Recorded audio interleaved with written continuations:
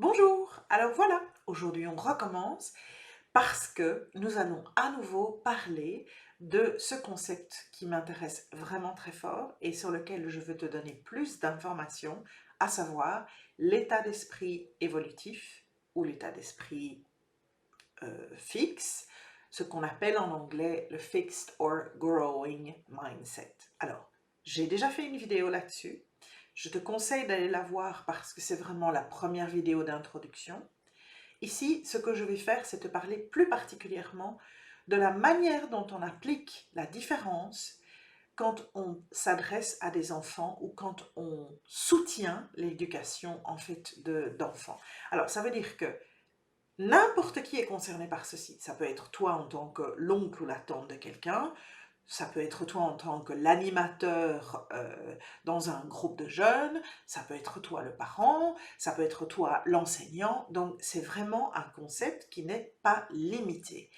Mais c'est une approche qui est vraiment défendue par cette spécialiste qui a développé ce fameux concept. Elle s'appelle Carol Dweck et qui a tout son sens. Et je pense que une fois que tu auras compris ce que j'essaie d'expliquer et que tu feras le parallélisme par rapport à tes propres expériences, tu vas vite voir que c'est vrai.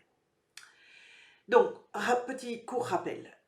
Une personne qui a un état d'esprit arrêté, c'est une personne qui est convaincue de certaines choses et qui ne voit pas l'utilité de changer d'avis, voire éventuellement d'apprendre autre chose. Alors,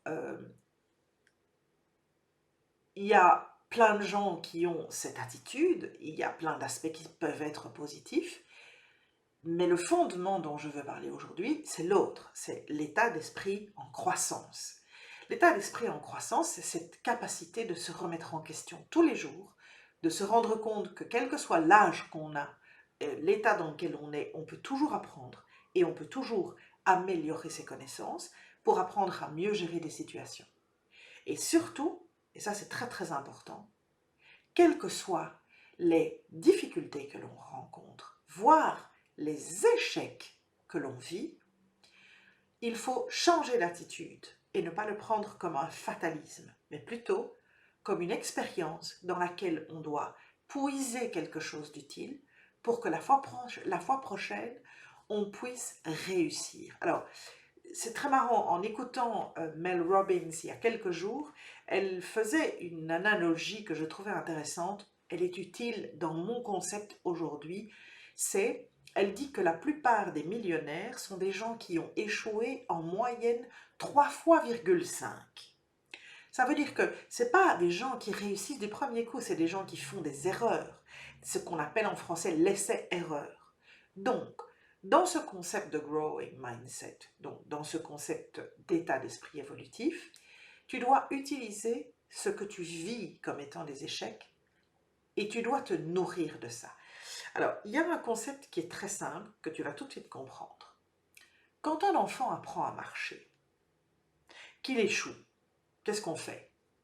On se dit, ben tant pis, il ne saura jamais marcher et on le laisse dans son coin?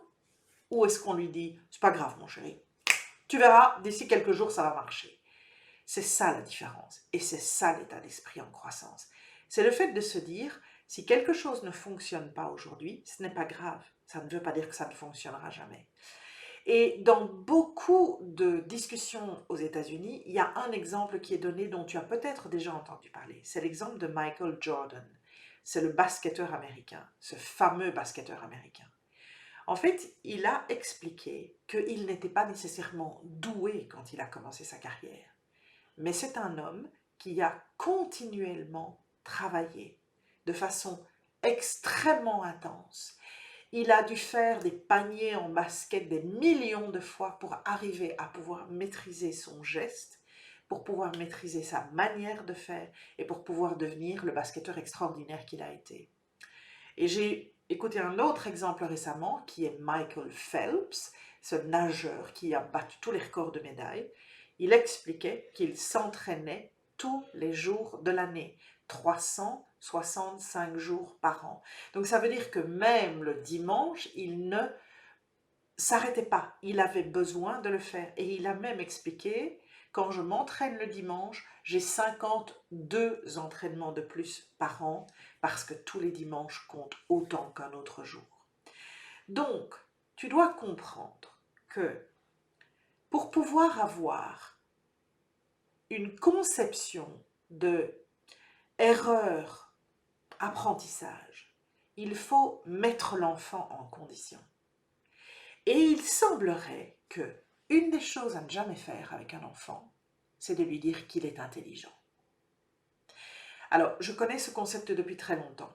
Les gens qu'on dit intelligents sont souvent des gens qui ont ce qu'on appelle un fixed mindset. Pourquoi?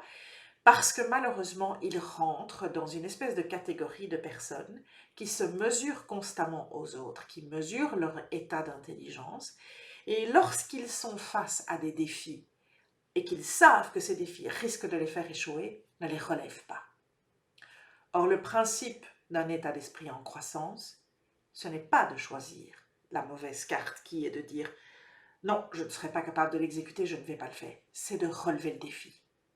C'est de pouvoir continuer, c'est d'aller plus loin, de pousser en avant.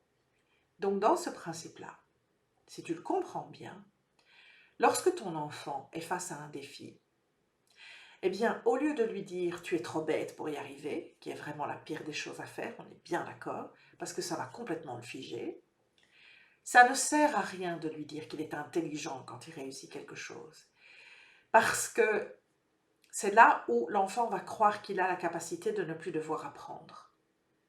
Quand on lui dit « ce que tu as fait était superbe », c'est un super résultat continu dans ce sens, l'enfant est dynamisé par la positivité qu'on lui donne, le fait qu'on reconnaît son accomplissement, mais surtout qu'on lui dit « tu dois continuer dans ce sens, ne laisse pas tomber, persévère encore, va plus loin, dépasse-toi et va au-delà de ce que tu crois être tes limites ».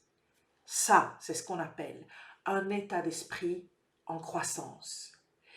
Et les gens qui sont comme ça sont souvent beaucoup plus brillants dans leur carrière.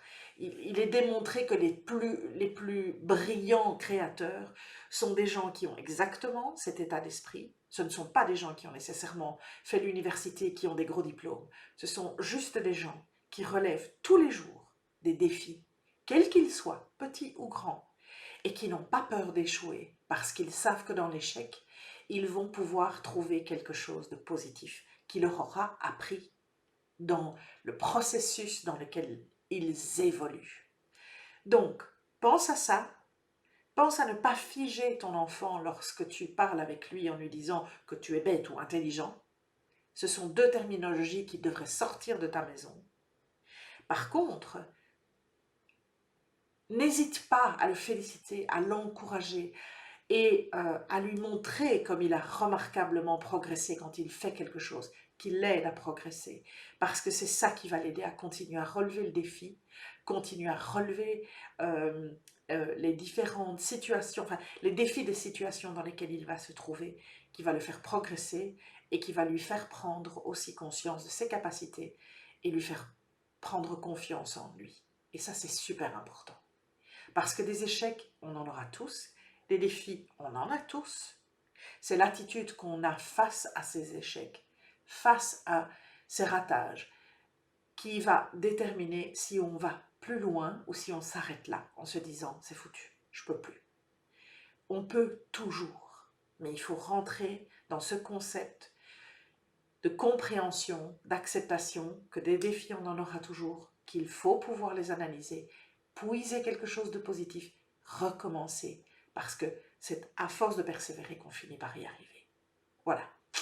Je voulais aller un petit peu plus loin sur le concept. J'espère que ça te donne une vision un petit peu plus précise de ce concept si tu n'en as jamais entendu parler. Mais n'hésite pas à faire tes propres recherches. C'est un sujet extraordinairement passionnant. Et quand tu comprends et que tu te rends compte à quel point tu peux devenir, si tu ne l'es pas encore, cette personne, je te dirais presque qu'il n'y a plus de limite. Tu peux aller aussi loin que tu as envie. Et un enfant, il n'a pas de limite. Alors, laisse-le grandir et soutiens-le. Plus loin il ira, le mieux ce sera pour sa vie. Voilà.